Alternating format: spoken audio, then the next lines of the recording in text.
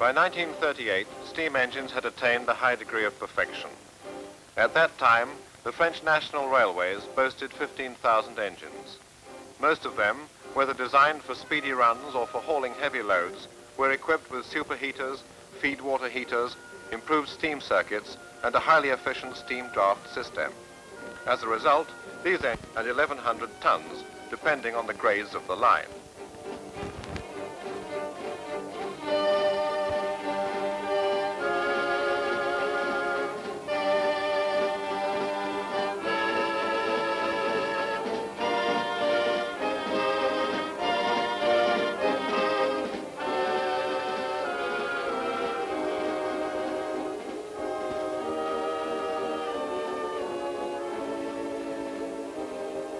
On the hilly routes that link the coal mining district of northwestern France to the steel-producing region of Lorraine, these 900-ton trains crawling along slowly were a familiar sight. They carried eastward the coke needed by the steel mills, and they brought back westward the iron ore needed by the blast furnaces of northern France. These trains were so heavy and slow that they often required the help of a second locomotive pushing from behind to manage the stiffest grades along the way. Two engines going full steam, spewing clouds of smoke, devouring coal. For the steam engine is a ravenous consumer of coal. Without coal, tons and tons of it, the steam locomotive is useless. Down in the mine, where it is extracted at the cost of endless effort, coal already travels by railroad.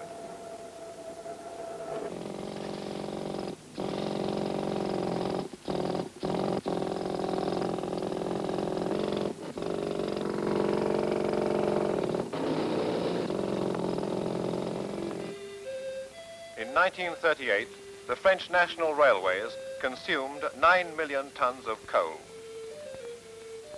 More than half of that amount came from French mines.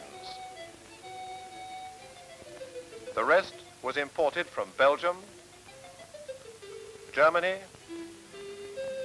and Great Britain. After it had been extracted from French mines or had reached France's harbors and border stations, these 9 million tons had to be distributed among 25 main stocking centers. The centers, in turn, supplied the coal to some 250 engine depots. This system meant setting up gigantic coal yards. It required a series of slow, complex, and costly manipulations. The process was so elaborate that inevitably large quantities of coal were wasted.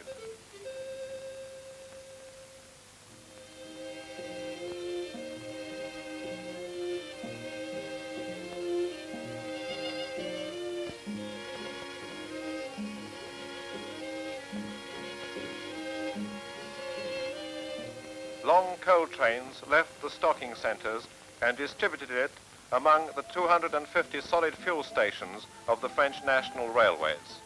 Before the war, 1 train out of 12 was used for this coal transport. But let us see what service the engine itself requires. 2 hours before the train leaves, the driver and the fireman arrive at the engine shed.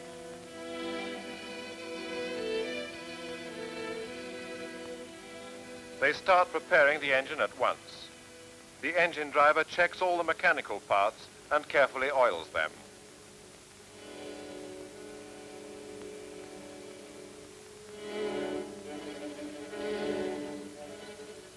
Meanwhile, the fireman sees to his fire and stacks up near the firebox the coal he will need as soon as the train gets underway. The engine is now ready to leave the shed, but first it must be taken to the turntable.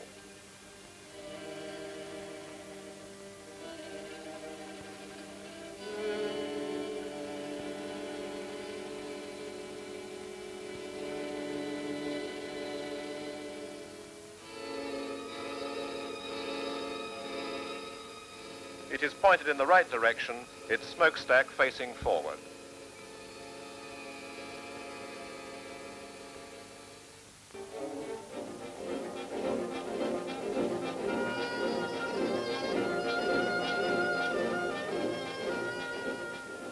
As it speeds along the track, hauling its train, the engine will demand constant attention.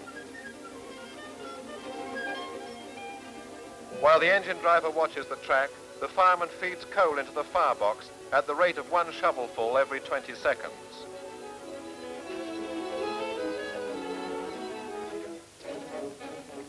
On steam engines of a more modern type, driver and fireman can sit down. Their cabin provides better protection, and the painful labor of shoveling coal has been simplified. An endless screw now feeds the fire automatically.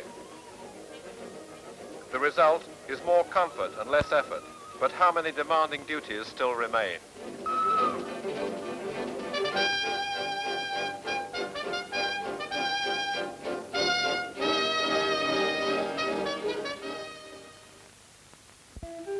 When the run is completed, an average of 120 miles for express trains, the engine is taken into the local roundhouse. Without losing a minute, the engine driver checks the wheels and pistons to see if any abnormal heating has occurred.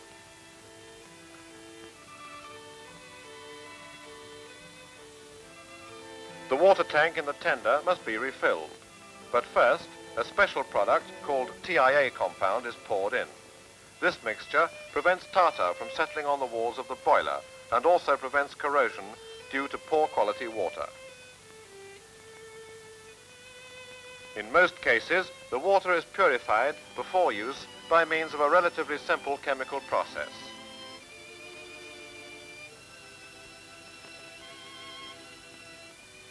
The tender is then filled with purified water, 9,000 gallons of it.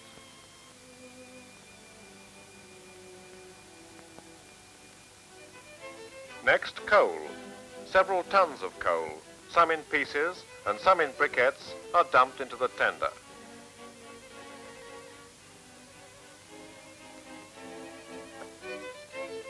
A team of mechanics now takes over and proceeds with routine maintenance operations.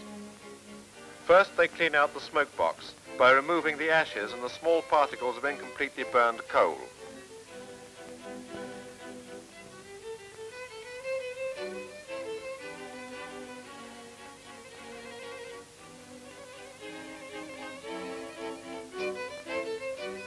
Next, the fire tubes are cleaned with a steam jet.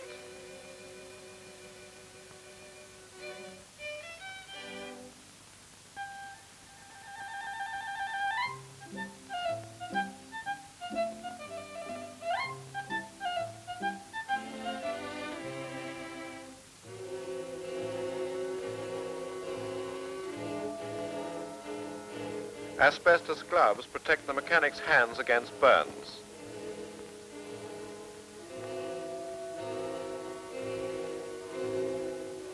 The boiler tubes are cleaned one by one in this fashion.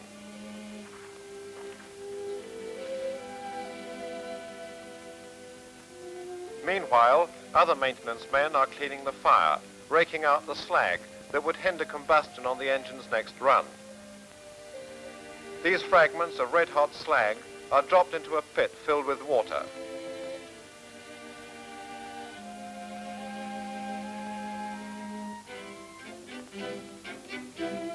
Many valuable calories are lost in this way. Before leaving his locomotive, the engine driver notes in his logbook any defects he may have noted in the course of his run. He also indicates any repairs he believes necessary. Some of these repairs are simple and will be carried out during the locomotive's stay at the running shed. Such is the case of this steam leak, for instance, or this rod which needs relining.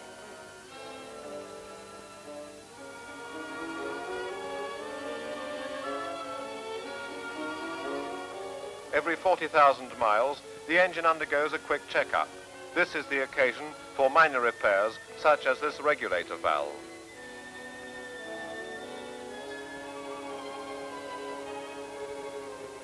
Every 90,000 miles, at the most, the engine is checked more thoroughly.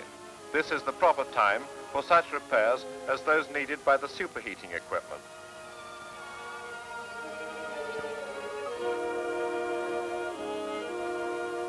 Finally, every 240,000 miles, the locomotive is completely overhauled. The boiler is entirely renovated and damaged tubes replaced. These tubes are put back into place one by one. They are then attached to the tube plates. Some are small in diameter, others are larger.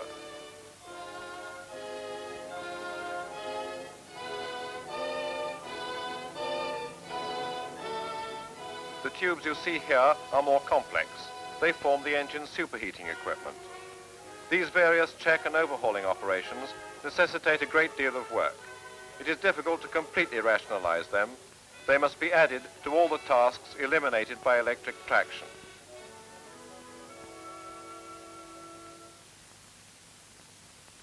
Here we have it in the shape of engine 2D 29132, ready to bound into action at the Lyon Perrache station. The comparison with the steam engine it replaces speaks for itself. An electric engine needs no preparation prior to a run. The driver simply picks it up on the track where it has been waiting and hooks it to the front of the Mistral, the crack Paris to Nice Express. This very same engine left Paris at 1:10 p.m., arrived in Lyon at 5:15 p.m., and will be off again to Paris at 6:48 p.m. without making a single stop at a shed.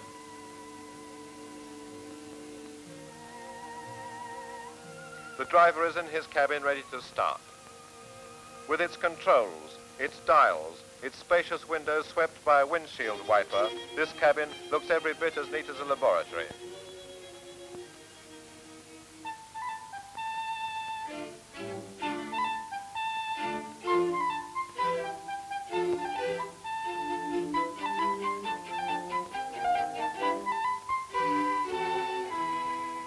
It's time for the Mistral to start. We're off. With electric traction, the getaway is smooth and fast. And yet, the Mistral, with its 12 coaches, 2 dining cars, and its luggage vans, weighs over 735 tons. Better still, it's going to cover the 318 miles between Lyon and Paris at an average speed of 78 miles an hour. Notice how quickly the needle climbs on the speedometer.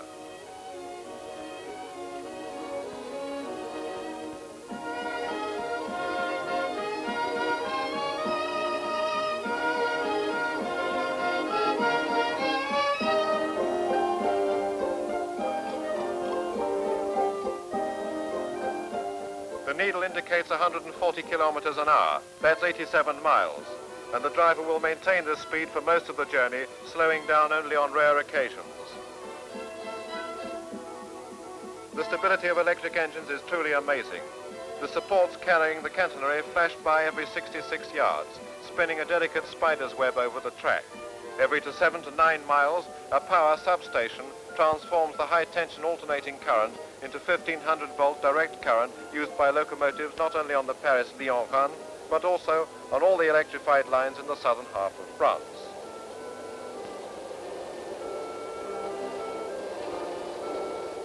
Here is one of these high-tension lines. It carries 60,000 volt current to the substations.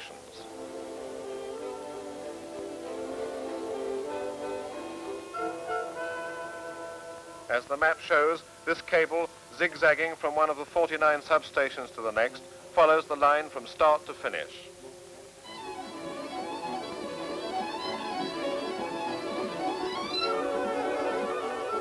Let's go back to the track for a look at the catenary. It's made of copper. Its cross-section measures more than 1 inch square to cope with the high-tension current running through it.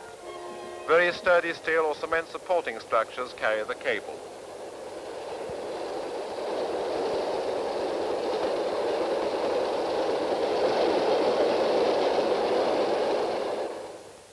Here is a map showing the French railways network. The thickness of the lines representing the various routes is proportional to the amount of traffic they handle. Let us see how the French railway system has gradually been converted from steam to 1500-volt direct current. Excepting a few lines in the suburbs of Paris, in the Alps and in the Pyrenees, electrification really began in 1920. Progressively, the following lines were electrified. From 1920 to 1926, Paris, Orléans, Vierzon, Toulouse, Dax, and from 1926 to 1936, Bordeaux, Bayonne, the remaining lines in Béarn and in the Pyrenees, Culoz, Modane, Béziers, Nassargues, Orléans, Tours, Vierzon, Brive, Montauban 7. From 1936 to 1945, Paris-Le Mans, Tours-Bordeaux, Brive-Montauban. From 1945 to 1952, Sète, Nîmes, Paris-Dijon, Lyon. Since 1952, the lines branching out from the Paris-Lyon route to Geneva, to Dole, to Saint-Étienne, to Nîmes. Electrification is also scheduled in the future for Tarascon-Marseille. All these lines were equipped with 1500-volt direct current. As early as 1949, however, a new method of electrification was tested.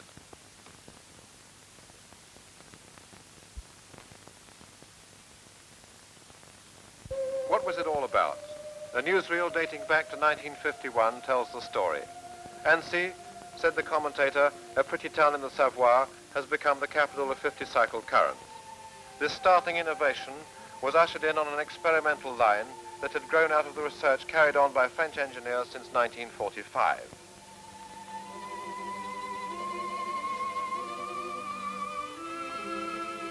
The problem of electrification by means of ordinary alternating current had at last been solved.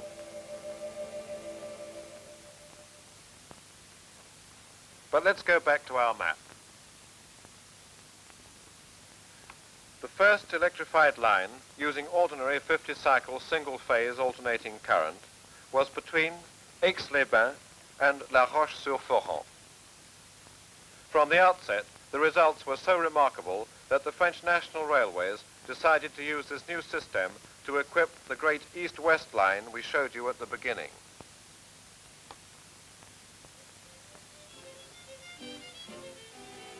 It connects, as you recall, the coal mines of northern France and the iron mines of Lorraine.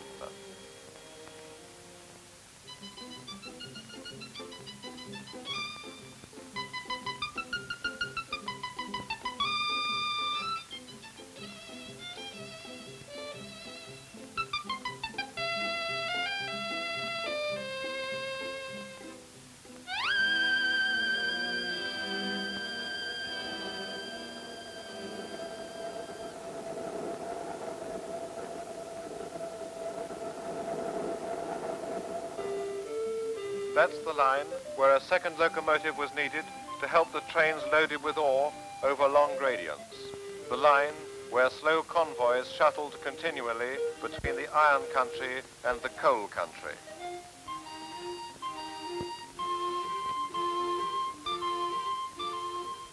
The new technique was now applied to the following lines. In 1954, Valenciennes-Charleville. In 1955, Charleville-Thionville. Lille-Valenciennes. Annemasse-Le-Fayet. In 1956, the Metz area. Metz-Strasbourg. Gone are the days of smoke-filled tunnels. A type CC 14,100 locomotive, designed specially for hauling heavy freight trains, comes out of the dark tunnel as spick and span as when it entered it. Along this line, the catenary is much lighter than on the Paris-Lyon route. It has been reduced to a wire no bigger than your finger and is carried by light metal poles no heavier than those used on trolleybus lines.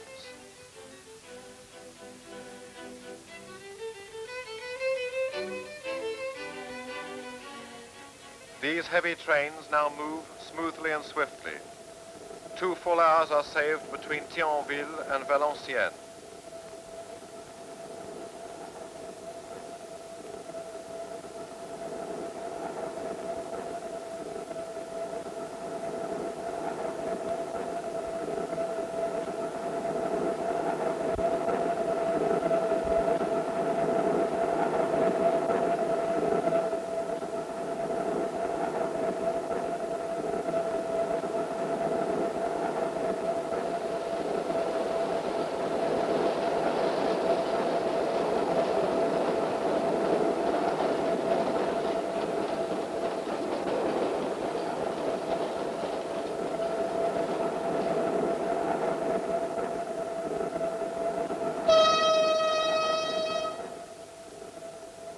Again we meet the crew that used to operate the heavy steam locomotives.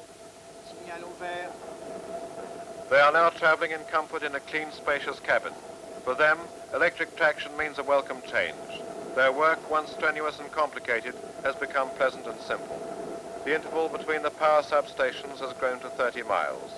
These stations themselves have been reduced to their simplest form, 2 transformers and their safety devices. The new electrification technique has done away with the high-tension lines which, as on the Paris-Lyon route, run alongside the track feeding power to the substations.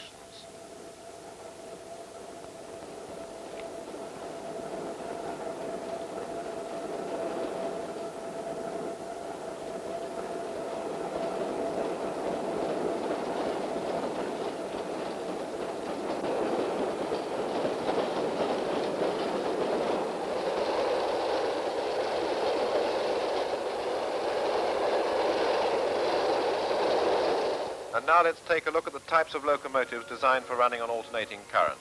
This type of engine is called BB 13000. It is the simplest kind of locomotive in that its motors consume the 50-cycle current directly after the voltage has been lowered. Let's take a look inside. First we see the usual organs, the driver's cabin with its graduator, the circuit breaker, the compressor, ventilators to keep the temperature of the motors down to a reasonable level, and the standard electrical equipment.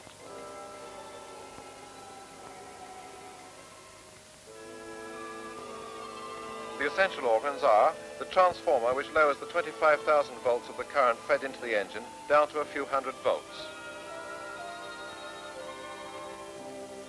and the 4 motors fitted directly onto the bogies, which set the driving axles in motion by means of gears.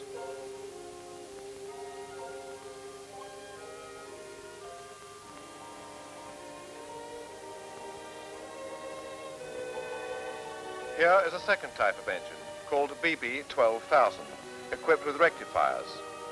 Like the BB 13000, it has 4 driving axles and a transformer which lowers the voltage of the incoming current to a few hundred volts and sends it into single anode ignitron rectifiers. Here they are.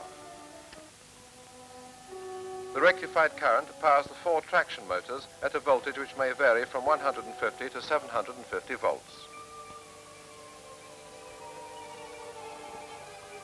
And here is the third type of locomotive, the heavy 6 driving axle engine specially designed for hauling trains loaded with ore and coal.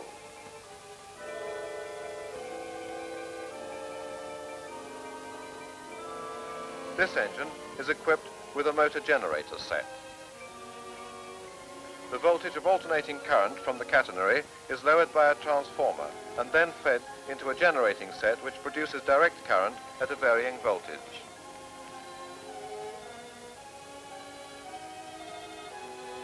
In this form, the current is consumed by the 6 traction motors shown here with their speed reducers.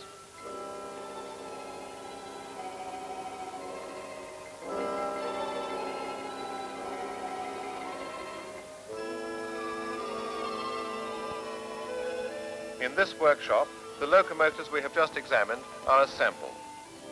Here, the current transformer has been fitted to the chassis of an engine.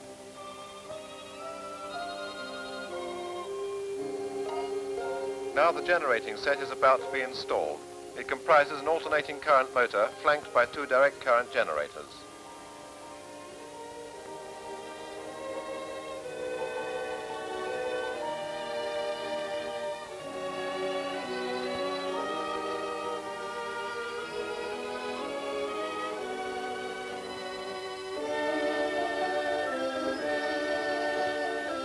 And here is one of the 6 traction motors, complete with its gears.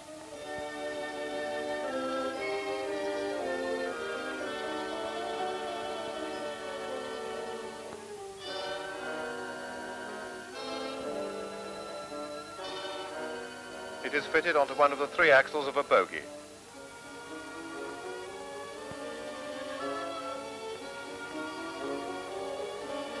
And now comes the most spectacular phase of the assembling operations.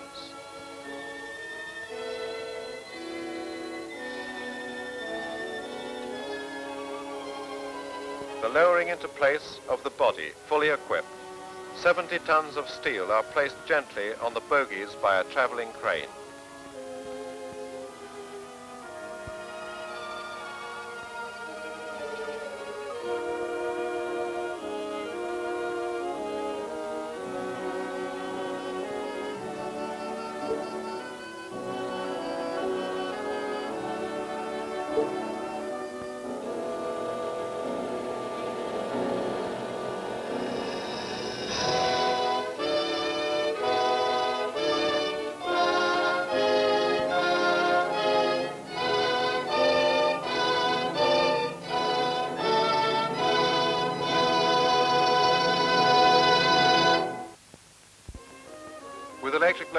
locomotives repairs are child's play.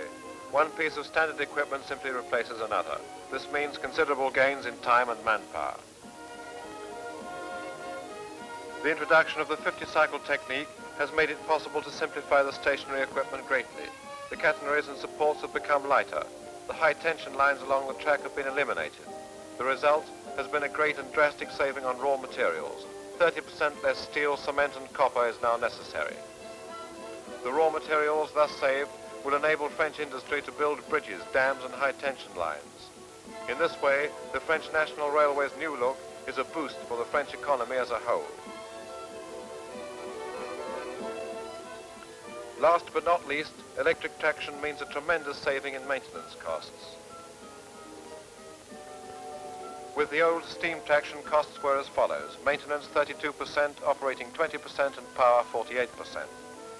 Electrification has brought savings of 75% on maintenance, 60% on operating and 50% on power. Combined, these cuts will spell a total saving of 60%. Let's go back to our map. Electrification is proceeding and will soon be completed on a number of additional lines. In 1957, Strasbourg-Bâle. Dole-Vallorbe. In 1958, Valenciennes to Arras and to Amiens. Lille-Douai and the Lens area. Amiens-Paris. And in 1959, Paris to Verberie. Further projects are under consideration. They will be completed by the end of 1961. Cray, Aulnoy, including the Bousigny-Cambrai-Somain branch line. Paris to Nancy, Metz and Strasbourg, including the branch lines to Reims, Saint-Dizier and Neufchâteau, Dijon to Neufchâteau. To complete this picture of success, here are some pictures that need no explanation. This is the Soot Express. Every day around noon it leaves Paris for the Spanish border. The locomotive returns on the following morning, picks up a new train that same day, and is off to Vendée again. Between May the 1st and December the 1st, 1955, a standard engine, CC7147, used for hauling express trains, covered a distance greater than that from the Earth to the Moon. That is more than 260,000 miles. Electric engines, as you see, can stand heavy use, but above all, they're top in efficiency. In fact, the job done by 3 steam locomotives can be done by a single electric locomotive.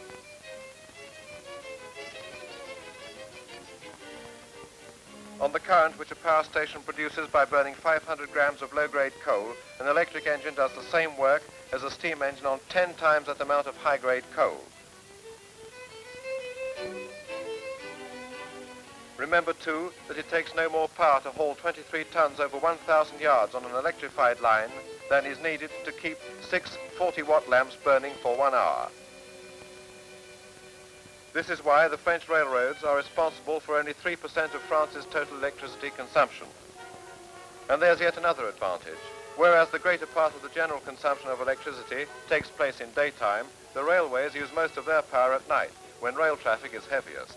Compare the curve of the general French power consumption, shown in yellow, with the red line showing the consumption of an electrified line, say Valenciennes and Thionville.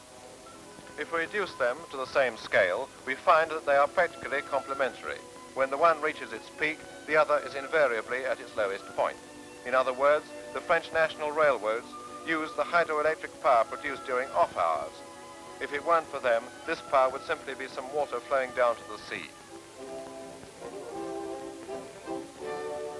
Similarly, electric traction also contributes to the rational utilization of gas produced by blast furnaces.